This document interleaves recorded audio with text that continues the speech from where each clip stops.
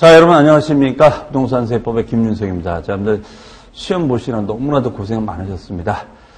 이제 시험이 끝났습니다. 어쨌든 여러분들 고생 많으셨고요. 이제 좀 휴식 시간 가지시기 바랍니다. 자, 어쨌든 이번 또 26회 대비 시험 문제 해설을 하는데요.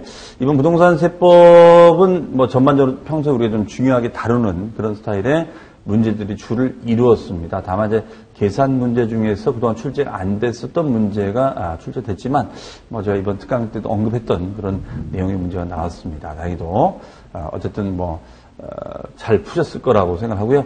그다음에 한두 문제 정도가 조금 생각하는 문제가 나왔는데 전반적으로는 비교적 좀 여러분들이 평이한 편 아니었나 이런 생각을 해봅니다.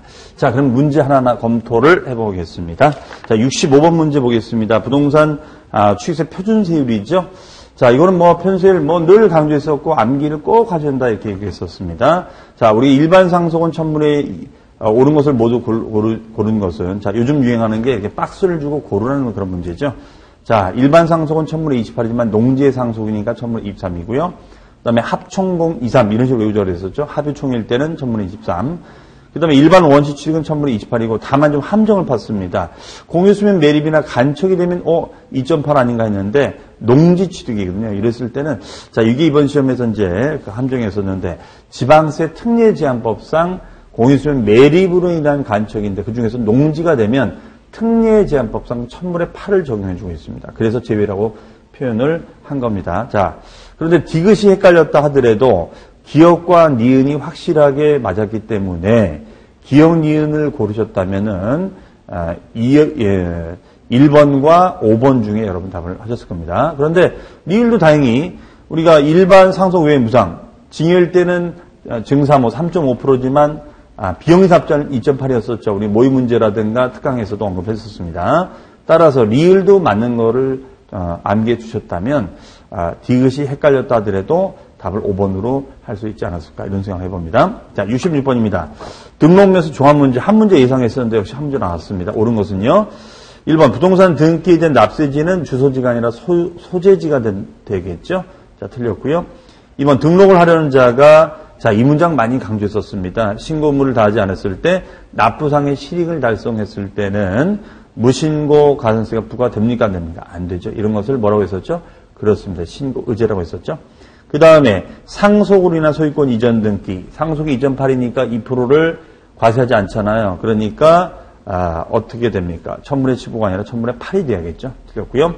4번, 자, 평행 지문이죠. 부동산을 등기하고자 하려는 자는 등기하기 전까지 신고하고 납부해주면 되겠죠. 자, 정답은 4번이고요. 그 다음에 등록면허세 5번은 이제 중과세율 규정인데 등록면허세 중과세율 규정 딱 하나밖에 없잖아요. 표준세율을 대도시 내 법인 등기했을 때는 표준세율의 3배가 중과된다. 따라서 법인 등기된 세율의 100분의 200이 아니라 그렇죠. 100분의 300이 돼야겠죠. 자, 정답은 4번이 되겠습니다. 자, 67번입니다. 취득세 과세표준세율. 자, 늘 중요하게 다뤘던 주제 역시 출제됐습니다. 틀린 것은, 자, 1번은 뭐 평행 지문이죠. 취득세 과세표준은 취득 당시 가입으로 한다. 다만 연부가 뭐였죠? 2년 이상의 할부로 나누어 취득하는 경우의 과세표준은 사실상 지급되는 금액, 그죠? 사실상 연부 금액을 말하고 계약 보증금을 포함하죠. 단 신고가액은 시가표준 크다고 가정한다. 왜냐하면 이제 미달했을 땐 시가표준이 될 수 있으니까요. 그 다음에 건축, 신축, 재축을 제외한 면적의 증가. 우리 면적이 증가되면 뭘로 보죠? 원시 취득의 세율로 보아 해당 세율, 즉 2.8%의 세율을 해준다라고 했었죠. 자, 3번에 환매 등기. 환매 등기 같은 경우에는 뭡니까? 얘는 실제 취득은 발생하지 않았지만 엔드 등기가 일어난 거죠. 그럼 이랬을 때는 표준세율을 쓰지 않고 특례세율을 쓴다라고 했었죠. 특례세율은 표준세율에서 마이너스 몇 프로가 됩니까? 그렇습니다. 2%의 특례세율이 되겠죠. 그렇죠? 자, 그래서 표준세율의 중과 기준세율 100분의 200을 합하면 되고 차감한다라고 해줘야겠죠. 자, 3번 틀렸고요. 그 다음에 4번 지문. 우리 평상시 별로 그다지 중요하게 다루지 않는 지문이죠. 이런 지문이 답이 될 가능성은 많이 없다고 그랬어요, 제가. 이렇게 좀 생소한 지문은. 자, 그래서 토지를 취득한 자가 1년 이내 인접한 토지를 취득했을 때는 그 전후에 취득이 가는 토지의 취득을 한건의 토지로 몰아서 면세점을 판단. 면세점 우리가 50만 원 이하였었죠. 자, 이런 것들은 그냥 참고로 보시고요. 그 다음에 5번은 이제 탄력세율이죠. 지자체장은 100분의 50 범위에서 가감할 수 있다. 이런 걸 탄력세율이라고 했었죠. 자, 정답은 3번이 되겠습니다. 68번 문제로 가겠습니다. 자, 68번은 지방세 기본법상 부가징수 불복. 자, 불복 문제가 2, 3년 전에 출제됐었는데 이번에도 출제됐습니다. 물론 최종 정리 문제에서도 언급을 했었죠. 옳은 것은 1번 법정 신고 기한까지 소득세 신고를 제출하지 않아서 신고를 제출하지 않았다. 그러면 우리가 소득세나 법인세를 무신고합니다. 그러면 얘 무신고하면은 거기 보시면 제척기간. 제척기간이 뭐였죠? 지난 여름에 네가 한 일을 알고 있다. 사후관리기간이었었죠. 이 제척기간이 얘가 7년입니다. 그러면 여기에 우리 같이 움직여지는 지방소득세도 몇 년이 돼야 돼요? 7년이 돼야죠. 5년이 아니라. 자, 틀렸고요. 2번 불복 청구인은 이 신청을 거치지 않고 심판 청구를 제기할 수 없다. 자, 요거 우리 특강 시간 또 기본 문제풀 강의 때도 문풀 강의 때도 이의 신청은 필수 절차다, 임의 절차다. 임의 절차다. 따라서 임의 절차니까 거쳐도 그만, 안 거쳐도 그만이 되겠죠. 네, 거치지 않고도 제기할 수 있습니다. 3번은 정말 말이 안 되는 거죠. 취득세는 보통 징수가 아니라 신고 납부 방법이죠. 그 다음에 4번 납부 기한까지 납부하지 않았을 때는 100분의 20을 가산세로 부과한다. 자, 4번을 혼동할 수 있었을 것 같은데요. 우리가 가산세는 두 가지잖아요. 신고 불성실 가산세에서 무신고가 됐을 때는 20%가 되는 거고 얘는 납부 불성실이잖아요. 납부 불성실은 뭐죠? 곱하기 0.03%잖아요. 그러니까 분명히 납부라는 말을 봤으면은 아닐 거로 봤을 텐데 아마 여러분들이 납부를 못 보고 안 냈으니까 20% 이렇게 생각했다면 아마 4번을 착각하지 않았을까 싶습니다. 그럼 5번이 이제 생소한 질문인데 우리가 평상시 중요하게 다루지 않았던 질문이에요. 제가 분명히 있습니다. 평상시 중요하게 보지 않았던 질문이 틀릴 가능성이 많지는 않다. 역시 바로 그거예요. 그런 점으로 접근하셨다면 5번을 답을 할 수 있지 않았을까. 즉 지방세를 강제로 걷어들 때는 체납처분비가 뭐라고 했었죠?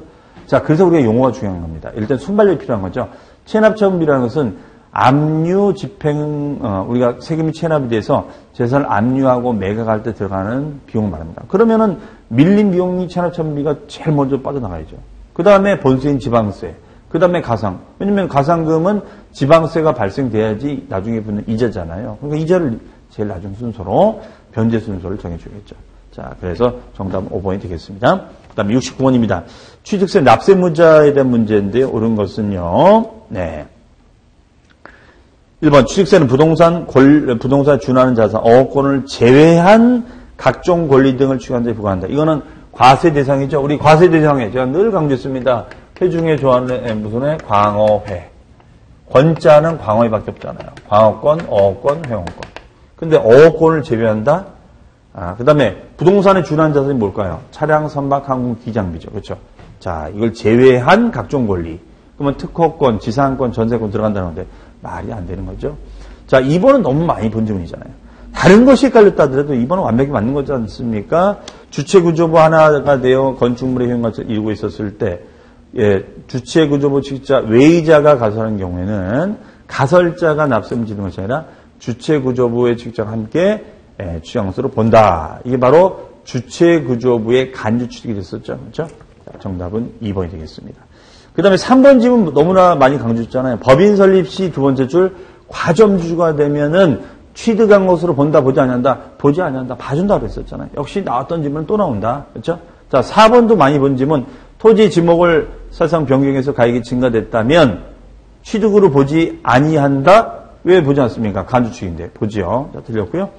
그 다음에 부담부 증여. 이것도 역시 제가 최종 문제에서 예상했던 부분 그대로 출제됐네요. 부담부 증여. 작년도 출제됐는데 이번 또 나왔습니다. 채무 상당 부분 유상취득이다, 무상취득. 유상취득이죠. 채무 이익은 무상취득이다. 그렇죠? 답은 2번이고. 그래서 69번은 좀 평이한 질문이 출제됐습니다. 자, 70번. 자, 그동안 우리가 과거에 한 7, 8년 전에 출제가 됐었던 그런 문제 스타일인데, 즉 세목 구분이죠. 근데 이 부분도 제가 특강 시간에 뭐라고 했냐면, 자, 이렇게 했었죠. 우리가 다른 것이 깔렸다 치더라도 취득세 같은 경우에는 우리가 특광도세다. 그렇죠? 그 다음에 등록면허세는 도구세다.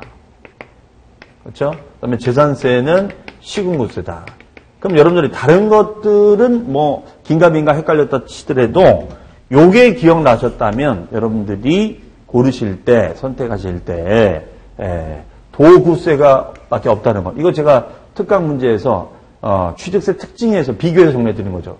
바로 그 1번, 2번 나오는 겁니다. 그렇죠? 도구세. 그럼 여기에 특별시세란 말이 있나요? 없잖아요. 그렇죠? 그걸 생각하셨다면 다른 게 헷갈렸다 하더라도 정답을 5번 등록면허세로 할 수 있었지 않았을까 싶습니다.